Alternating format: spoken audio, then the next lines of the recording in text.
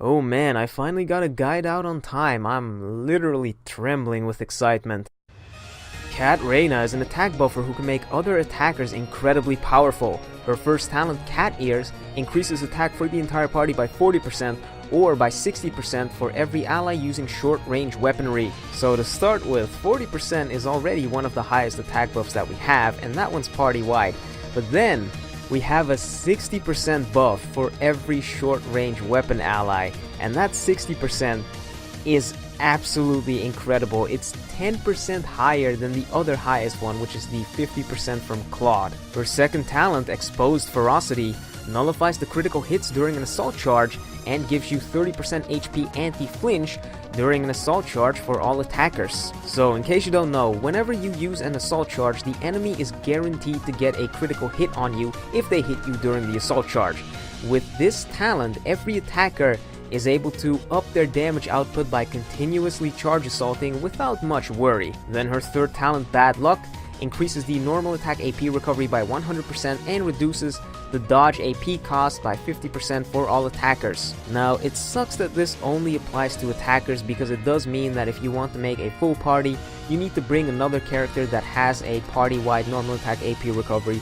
Regardless, in a party full of attackers, this actually works. And then her last talent, Sweet Present, gives her a 70% chance of surviving a lethal attack at 20% HP or more. This Guts is a fair bit worse than the one that the healer Rena has, but it still increases her survivability by a lot. So moving on to her battle skills, first up we have Crescent Lotus. Unleash a kick capable of decimating the ground beneath you. Its power is determined by multiplying attack by 150%. It does 4 hits and it costs 17 AP. This is a very quick attack and it doesn't cost much AP, so most of the time it's going to be a combo opener, and you can also assault charge it to close in on the enemy. And then up next we have Death Palm Kiss. Hurl a pale ball of energy toward your foe. Its power is determined by multiplying attack by 370%. It does 1 hit and it costs 27 AP. This is a decently strong ranged attack. It kinda sucks that it only does 1 hit, but you could also charge assault this to create some distance between you and your foe. And then we have X-Claw Kiss. Jump, cross your arms, and create an X-shaped shockwave. Its power is determined by multiplying attack by 520%. It does 6 hits, and it costs 31 AP. This attack is quite strong, and it creates a small AoE, which makes it very decent for fighting large groups of enemies. The only unfortunate part is that if you're using this on a boss enemy, it basically requires them to stand still so that you can get the full amount of damage out of it, and it leaves you completely open while you're in the air. And then we have Heartburst. Hurl a heart-shaped ball of energy at your foe. Its power is determined by multiplying attack by 1280%. It does 9 hits, and it costs 54 AP. This attack is absolutely insane. It does so much damage. The only unfortunate part about it is that the animation does take quite long to complete, and you actually need to hit the ball of energy to get the max amount of damage out of it. But aside from that, it's incredible. And then lastly we have her Rush. Love Scratch. Rush at your foe from far up in the sky. Its power is determined by multiplying attack by 4000%, and as a post-rush buff, it increases single target damage for the entire party by 40% for 20 seconds. Rena has a 2700 attack stat, and paired with this 4000% rush multiplier, that makes this a pretty powerful rush. I would put this somewhere at the end of your rush chain, and you can do some good damage with it. And then that post-rush buff, which increases single target damage, I'm pretty sure that's the highest single target damage buff that we have in the game right now. Winter Eve also buffs it by 40%, but she needs the hit counts to achieve that, although getting those hit counts isn't that difficult anymore. But still, 40% to single target damage, depending on the party that you're running, that could be very valuable. And now for equipment, Rena actually got incredibly lucky because her event weapon is very good for her. Obviously, I'm talking about the Sexy Nails, which increase the damage Heartburst does by 20%. It increases your attack damage dealt by 15% while you're assault charging, and at max limit break you unlock the last factor, which gives you a 3% HP recovery every 5 seconds. If you don't have any elemental knuckles, then these are incredible neutral knuckles for Rena. They give her something that she's lacking, which is an HP recovery, and they also increase her damage by a lot. And speaking of elemental knuckles, secondly I recommend the Cat Claws, which imbue your attacks with wind, give you an 80-20 guts, and at limit break 3, they give you an additional hit that deals 5% of damage. Now, I mostly recommend these because of the wind element, but the guts actually is better than Rena's guts, which means it overwrites it, and ideally if you have this at limit break 3, that additional hit is going to help with building the hit count. And then lastly, I recommend the lovely Kitty Paws, which were introduced alongside Rena. These imbue her attacks with Earth, increase her damage dealt to plants, which doesn't really matter. They also give her a life steal, which is important, and at max limit break you unlock the critical hit chance plus 15%. So like I said, elemental imbuements are very important.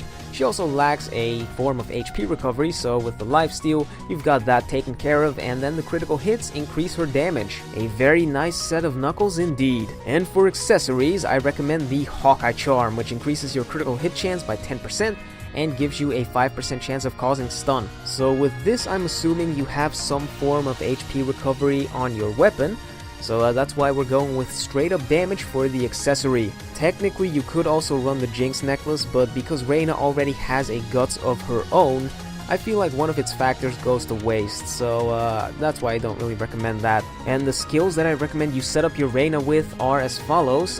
First up, Crescent Locust, because of how fast it is, you can use it to close in, and you can open combos with it very easily.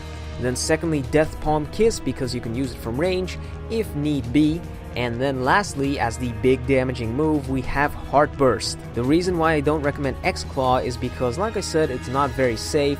And on top of that, it doesn't allow you to reach a full 300% cancel bonus combo, which you kind of want if you're running Heartburst. So because of Rena's high AP costs, she only has one real combo that she can do, which is a normal attack into Crescent Locust, into Death Palm Kiss, into Heartburst.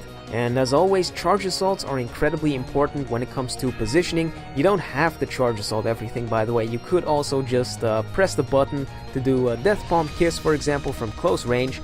But just remember, if you're running the Sexy Nails, you kind of have to charge assault everything. So I was thinking about making a gimmicky full attacker party, and while that would have been nice for the memes, I don't think it would have worked. So with a normal party, first up I recommend Verda. Sweet Verda to be exact. She decreases the AP cost for the entire party by 20% when they're sitting at skill chain 3. She can also make the enemy take 15% more attack or int damage whenever she uses one of her close range weapon skills on them, and she also has incredibly high DPS. Being an attacker, she can take full advantage of all of Rena's buffs, and her debuff can also make Rena do some more damage, so they've got some pretty nice synergy. And then secondly, to give us a bit more sustainability and to make this party even stronger, I recommend Fina. She can buff everybody with Cheer and give them 25% more attack.